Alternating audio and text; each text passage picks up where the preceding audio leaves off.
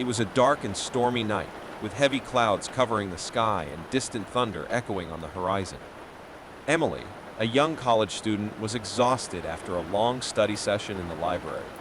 She lived in a small college town and had decided to come home late at night. Emily walked to the bus stop, taking shelter under her umbrella as the cold rain fell incessantly. The streets were empty, and the lights in the stores were going out one by one. She looked at her watch and realized that the last bus was about to arrive. The bus came around the bend in the street, its dim lights cutting through the darkness of the night. Emily climbed aboard and handed her ticket to the driver, a middle-aged man with a tired look. The inside of the bus was dark and silent, with only a few seats occupied by lone passengers. Emily headed to the back of the bus and found an empty seat next to the window. She sighed in relief and sat back, looking outside as raindrops ran down the steamy window. The sound of rain hitting the roof of the bus created a gentle, mesmerizing rhythm. The night seemed peaceful and monotonous, but Emily began to feel a sense of restlessness.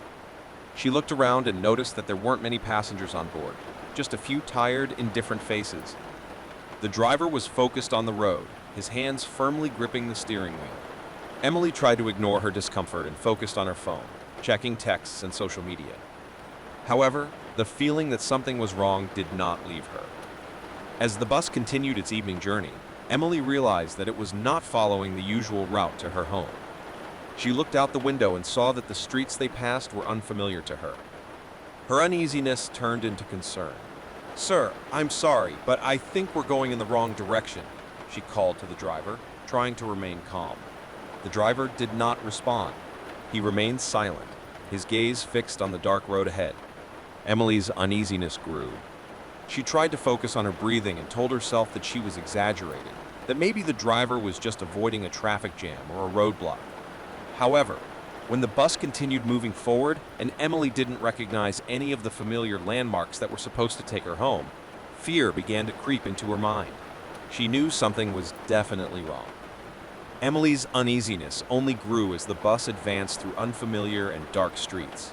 She looked out the window, trying to find any sign that would help her understand where they were going, but all she saw were empty roads and abandoned houses. "Please, sir, where are we going?" "This is not the route to my house," she insisted, her voice shaking with anxiety. The driver remained silent, as if he hadn't heard Emily's plea. He continued driving, ignoring her growing concerns. Emily felt a chill run down her spine as the bus moved further and further away from her comfort zone. The storm outside was raging, and the sound of the rain hitting the bus seemed a distant echo of her own fear. She took out her cell phone and tried to call her mother, but the signal was weak and unstable. Emily was increasingly isolated, trapped in an escalating nightmare. The inside of the bus was now completely dark, except for the dim lights in the hallway. She looked around and noticed that the other passengers were as apathetic as the driver. No one seemed to notice the change of route, as if they were stuck in a trance. Emily couldn't let despair overwhelm her. She needed to find a way out of this scary situation.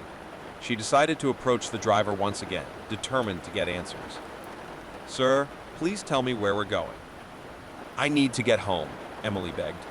The driver finally glanced at her in the rearview mirror, his blank eyes reflecting an aura of strangeness. "You are heading towards your destiny, Emily. A journey you must complete." The driver's words only increased Emily's fear. She felt like she was trapped in a nightmare, with no control over her own destiny. With a lump in her throat, she returned to her seat, determined to find a way to escape this ominous bus. As the bus continued to move through the dark night, Emily knew she needed to act quickly. She looked around, looking for anything that could help her. That's when she noticed an emergency tool stuck near the emergency exit. She knew it was her only chance. With determination, she approached the tool and picked it up. It was a glass hammer, used to break windows in case of emergency. Emily was willing to use it if necessary, knowing that I was about to face the unknown in an attempt to escape this dark bus. With the glass hammer firmly in hand, Emily returned to her seat, determined to find a way to escape that enigmatic bus. She was surrounded by darkness, except for the dim lights of the hallway and the occasional flash of lightning that streaked across the night sky.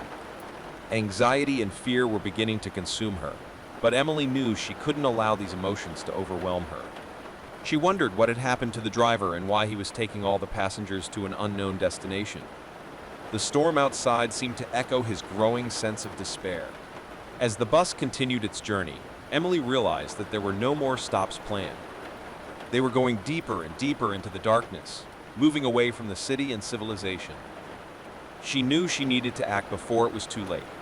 She stood up from her seat, holding the glass hammer tightly, and approached the driver, who remained motionless and silent. "Please stop the bus now. I don't know where we're going, and I don't want any part of it." The driver finally responded, but his voice was icy and sinister. "You can't leave, Emily. This is a journey you need to complete." The driver's words only increased Emily's despair. She knew that she couldn't trust him, and that her only option was to find a way out on her own. With a determined look, she walked back to the back of the bus. As the bus moved forward, Emily noticed an emergency exit at the back of the vehicle. She knew this was her best chance to escape. With the glass hammer in hand, she approached the emergency door and began to break the glass with determination. The sound of breaking glass echoed through the bus, and Emily knew she couldn't hesitate. She pushed open the emergency door and jumped out of the moving bus, landing on the rain-soaked ground. The fall was painful, but her determination pushed her to get up quickly. Emily was now outside the bus, in the darkness and storm. She had no idea where she was, but she knew she was far from that ominous bus. The rain continued to fall, drenching her as she ran down the deserted road. She didn't know where she was going, but she knew she needed to find help as quickly as possible. Emily was in a desperate fight for survival, with the sound of the storm as her only companion on this sinister journey. As she ran into the darkness, Emily wondered what had happened to the other passengers, and if they had also managed to escape. She was terrified of what might be waiting for her on that dark, rainy night, but she was determined to face anything to escape the clutches of the mysterious bus that had captured her.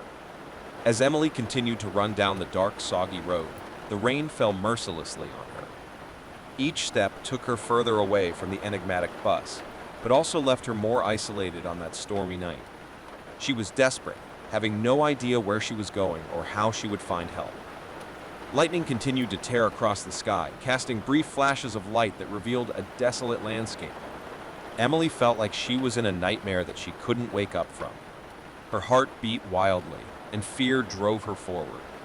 While running, Emily tried to call the police and her mother, but her cell phone still had no signal. She was completely alone, surrounded by darkness and incessant rain. It was then that she heard an ominous sound coming from the forest to her right. It was a strange sound, a guttural, chilling whisper that seemed to echo through the night. Emily paused for a moment, trying to locate the source of the sound, but all she saw were twisted trees and unsettling shadows. She knew she couldn't just stand there. With her heart in her mouth, Emily continued to run down the wet road, ignoring the disturbing sound that followed her. She had the feeling that she was being watched, pursued by something she couldn't see. The road seemed endless, and Emily was exhausted. The storm continued to batter her, but she refused to give up. She knew she needed to find help as quickly as possible and tell someone about her horrible experience on the bus. Finally, after an exhausting run, Emily spotted the lights of a gas station in the distance. She ran toward the lights, her breathing heavy and her clothes soaked. Upon arriving at the gas station, she approached the attendant, who was looking at her in surprise. "Please, I need help.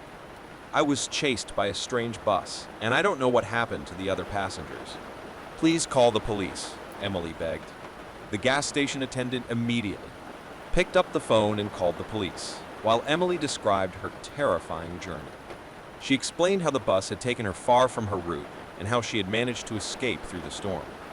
Minutes later, a police car arrived at the gas station, and Emily reported her experience to an officer. They immediately mounted a search operation to find the bus and investigate what had happened to the other passengers. As she waited in the safety of the gas station, Emily felt a mix of relief and horror. She was safe now, but the trauma of that dark night would never leave her. She wondered what had happened to the other passengers and what motivated the driver to drive that bus into the unknown. The rain continued to fall outside, like tears from the night that had witnessed Emily's terror. She hoped that her story could lead to the resolution of this dark mystery, and that no one else would have to face a journey as terrifying as hers.